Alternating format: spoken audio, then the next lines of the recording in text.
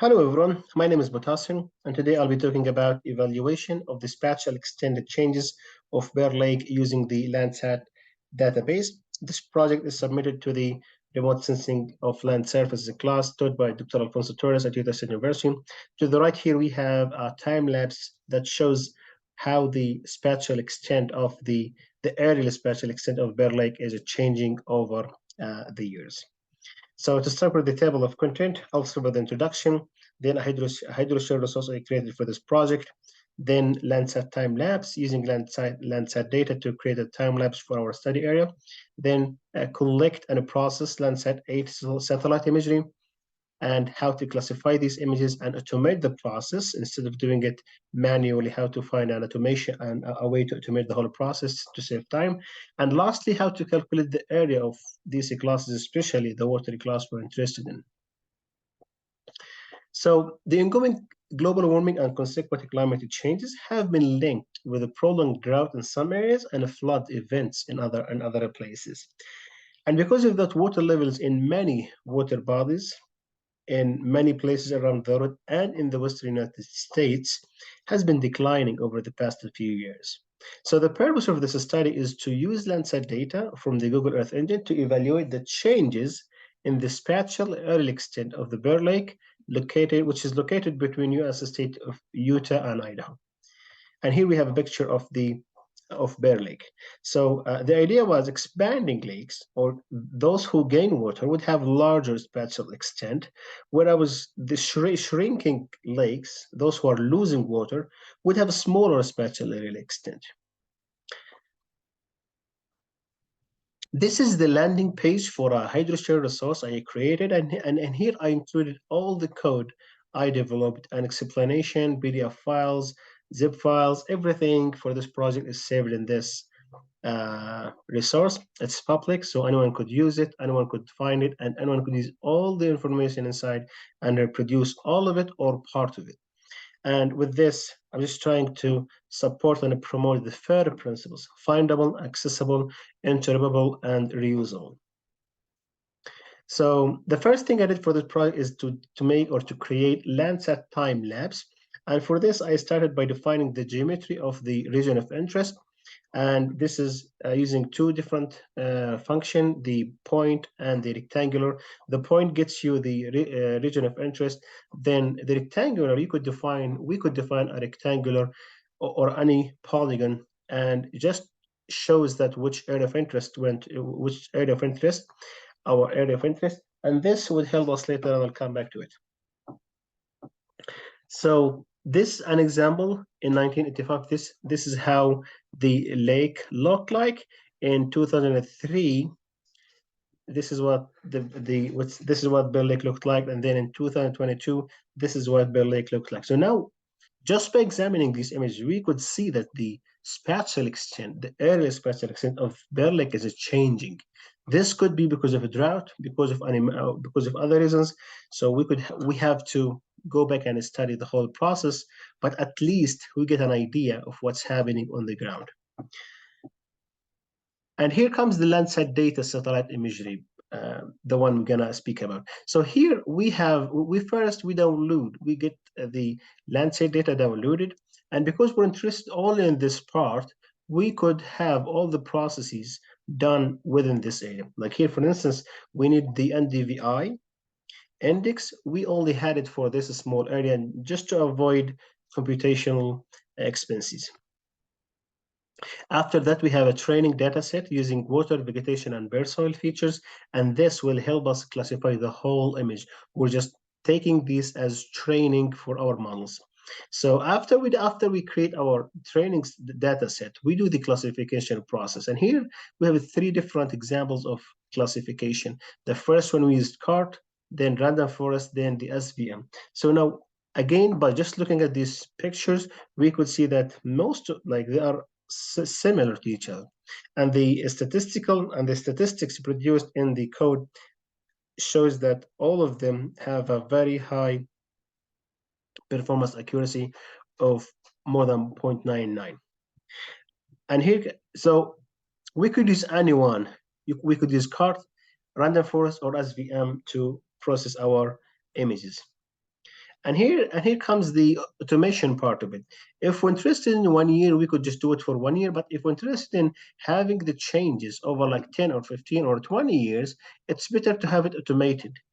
And here we started with having, we started by defining the start and end year, then take the first year, download Landsat 8 imagery for the first year for that particular year, clip the Landsat image using the region of interest geometry, here the rectangular, then use the class features, classify your image using cart or any other classifier, then we export the classified image and get to the next year. And we keep doing this loop until we finish all the years until we influence all the years in the list.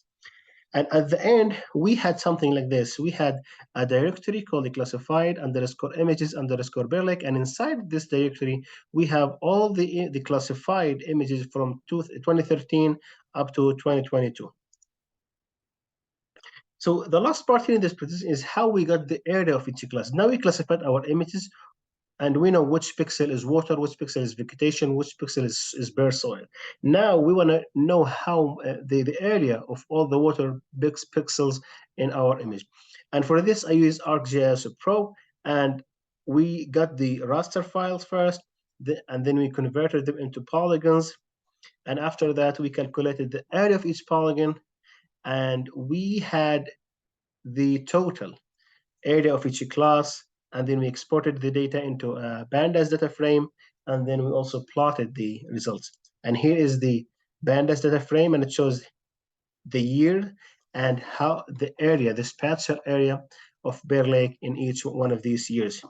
And this is just a plot showing how the spatial area changed from 2013 up to 2022. So 2013, 2015 was the spatial extent was the lowest. And if we want to know, we have to dig deep into other parameters like precipitation, stream flow, divergence. But here we just know, we have an idea that in 2015, for instance, we had something unusual happened in that particular year. Now I'm going to show you a demo. I'm going to go through a demo, shows you this. So this is our hydrosphere resource. It has a title, information, abstract. It gives you an idea what this is about. We have the coverage, the spatial and temporal. And here is the most important part of the content. This content section shows you what data, what files we have in this resource. And here we have 2 notebooks, we have 2 PDF files, 1 README file, 2 pictures or images, 1 presentation, and one zip file. So this notebook is the notebook I use to do all the classification process, and this is the one I use to get the area of each classes, and I ran this one in ArcGIS Pro, and the whole directory, it's in this zip file. I also ran these two, and I exported them as a PDF just to keep a record for users if they want to know what are the outputs or the outcome or the expected outcome from these notebooks. So these PDF files would give them an idea. To have access to these, we could just right click and download, or if we want to open them, we just go up and open with. We choose a quasi here. It's gonna take a minute. We go to directory or overwrite if this is the first time, or if you don't want to save the changes you did last time. But anyway, it's gonna take us into here. It will have all the files we just saw, we just seen in here. Now we open this one, they will like a spatial, and we run. Here we're just loading the initialized Python packages, and here I included many information about what's happening. And here I have a table of content. It shows from 1 to 12. We have 12 steps. If you want to know ahead of time what this notebook is about to do. And again, I want to highlight that all the work in this notebook is reproduced from notebooks developed by Quincy Wee, assistant professor at University of Tennessee. And this particular notebook I used for this project. So this one just shows us how to use the latitude and longitude finder to locate our study area. Then we have the longitude, latitude for our study area. Now we have the map focus in here. And then we define the rectangular, as I mentioned before. We're all interested in this area. Then now is the time lapse. So we just simply want to come here, run these two, and run this. Now we define the years from 1984 up to 2022, and we run this one, and we hit submit, and we hit output, and then map to. And this part gonna take a second.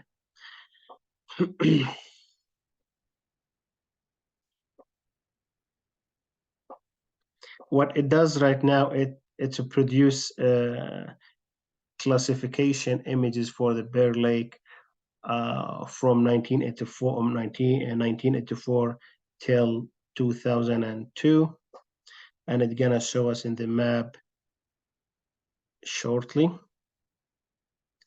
We will come back to it. We could come back. Now this section is talking about satellite imagery.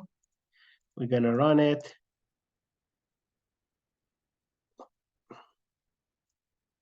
When this one is done,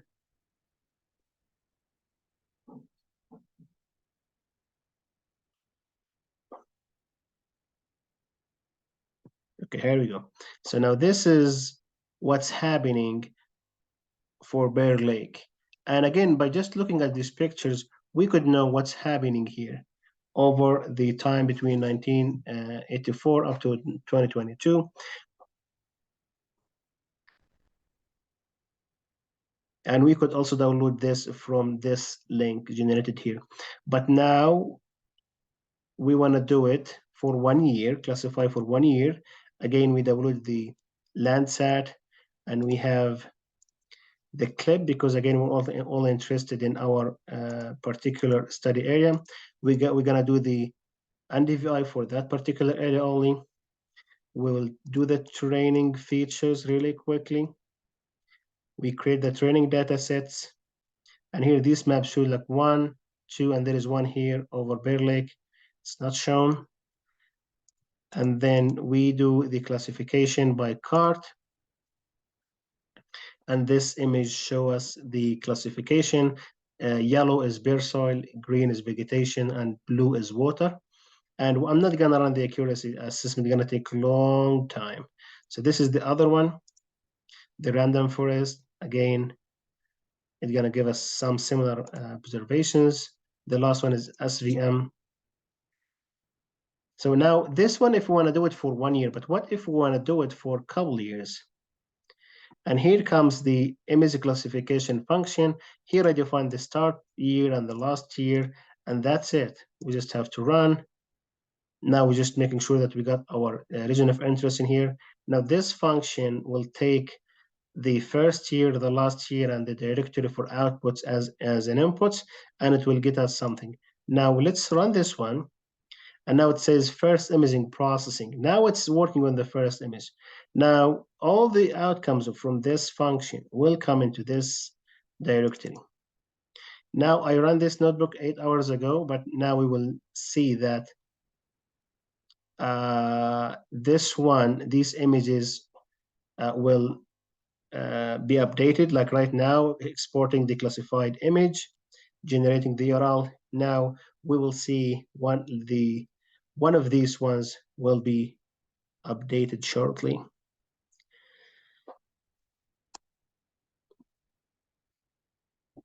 Yeah, if we go back, classified images. Now this one was updated seconds ago because it was exported again, and it was overwritten by the new one. Now it's working on the second map processing now, and it's gonna keep doing all this processing by itself. We don't have to interact with it, and it will get all the exported classification for all the years we have. In this case, we have 2013 up to 2022. After that, we export these files as a zip file, and we open it in a GIS. This code I developed to get the area. First, we import the packages.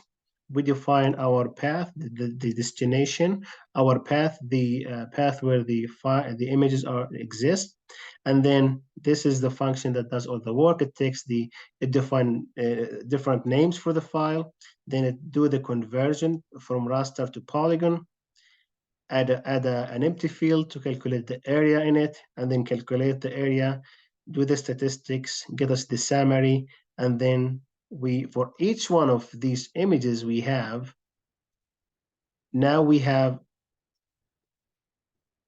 a separate vector file. And again, it will keep working until we get all the information here and also in here. And after that, we just plot it in a simple plot. And that's the project I have been working on. Thank you very much for your attention, and bye.